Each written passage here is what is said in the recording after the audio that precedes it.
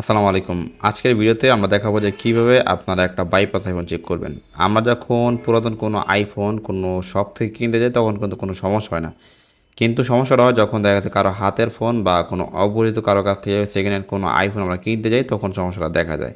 অনেক ক্ষেত্রে দেখা যায় যিনি আইফোন বিক্রি করেন বা যিনি আইফোন ১ম বার কিনেন সে কিন্তু জানে না যে কিভাবে বাইপাস আইফোন চেক করতে হয়। সেক্ষেত্রে যদি আপনি বাইপাস আইফোন কিনেন, কেনার পর যদি ওই ফোনটা রিসেট অথবা আপডেট করেন তাহলে কিন্তু আপনার ফোনটা লক হয়ে যাবে।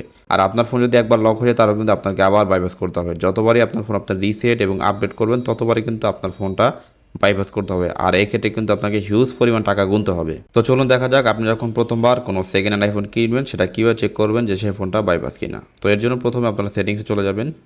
এখান থেকে অ্যাপিলারিতে ক্লিক করবেন, তারপর এখান থেকে ফাইন্ড মাই ডিভাইসে ক্লিক করবেন। এখান থেকে ফাইন্ড মাই ডিভাইস, এটা কিন্তু অন আছে, এটাকে আমরা অফ করব। এখান থেকে অফ করে দিব। অফ করে দেওয়ার পর এখান থেকে যে অ্যাপিলারি আছে এই অ্যাপিলারির পাসওয়ার্ড এখান থেকে আমরা বসিয়ে দিব। অ্যাপিলারি পাসওয়ার্ড দেওয়ার পর এখান থেকে আমরা টার্ন অফে ক্লিক করব। দেখতে পাচ্ছেন এটা কিন্তু অফ হয়ে গেছে। এখন আমরা এখান থেকে ব্যাগে চলে যাবো। যদি আপনি যে ফোনটা কিনবেন সেই ফোনের মধ্যে যদি কোনো অ্যাপিলারি না থাকে তাহলে কিন্তু এই ফাইন্ড মাই ডিভাইস বন্ধ করার কোনো অপশন থাকবে না। যখনই সেই ফোনটার মধ্যে অ্যাপিলারি লগ ইন করা থাকবে তখন কিন্তু আপনারা এই ফাইন্ড মাই ডিভাইসটা অফ করে দিবেন। তো অফ করে দেওয়ার পর এখান থেকে আপনার সরাসরি চলে যাচ্ছে যে কোনো একটা ব্রাউজারে। তো এখানে আমি সাফারির ব্রাউজারটা ওপেন করছি। এখানে আমি সার্চ করবো হচ্ছে আনলকার। আনলকার লিখে সার্চ করার পর এখান থেকে দেখবেন যে একটা ওয়েবসাইট আসবে। এই যে প্রথম যে ওয়েবসাইট আছে এখানে আমরা ওপেন করব। ওপেন করার পর এখান থেকে নিচে যাব। এখান থেকে যে আইক্লাউড চেক এখানে ক্লিক করব। এখান থেকে নিচে আসবেন। এখানে দেখতে পাচ্ছেন যে আইমি নাম্বার 1 আর আইমি নাম্বার 2। অনেকের আইফোনে কিন্তু দুইটা সিম ইউজ করা যায়। একটা দেখা যাচ্ছে ফিজিক্যাল সিম আর একটা হচ্ছে ইচ সিম, অথবা দেখা যাচ্ছে দুইটা ফিজিক্যাল সিম। তো তাদের ফোনে কিন্তু দুইটা আইমি নাম্বার থাকে।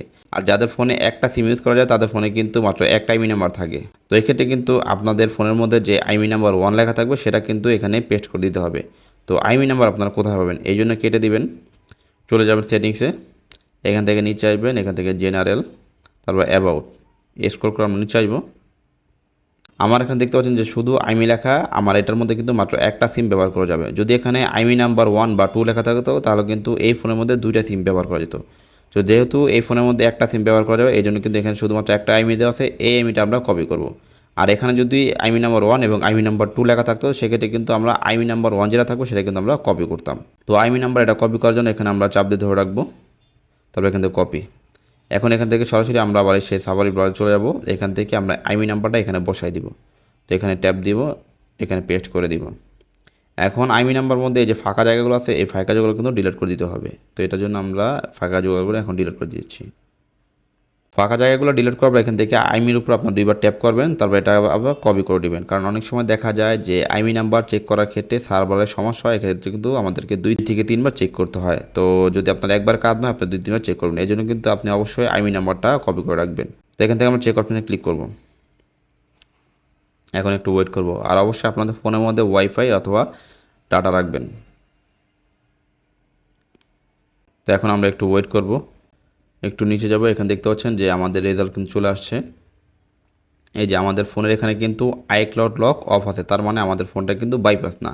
যদি আমাদের এখানে অন দেখাতো তখন কিন্তু আমাদের ফোনটা বাইপাস হতো। আর আমরা বাইপাস ফোন যতবার রিসেট আর আপলোড করবো ততবারই কিন্তু আমাদের ফোনটা লক হয়ে যাবে। আর প্রতিবারই কিন্তু আমাদের হিউজ পরিমাণ টাকা দিয়ে আমাদের সেই ফোনটা বাইপাস করে আবার চালাতে হবে। তো আপনারা যারা প্রথমবার কোনো আইফোন কিনবেন অথবা দেখা সেকেন্ড হ্যান্ড কারো কাছ থেকে কোনো আইফোন কিনবেন অবশ্যই কিন্তু আপনারা চেক করে নেবেন যে আপনাদের ফোনটা বাইপাস কিনা। তো এইভাবে কিন্তু আপনারা চেক করতে পারবেন। যদি এই ভিডিওটা আপনাদের ভালো লাগে তাহলে অবশ্যই ভিডিওতে একটা লাইক দিয়ে দিবেন।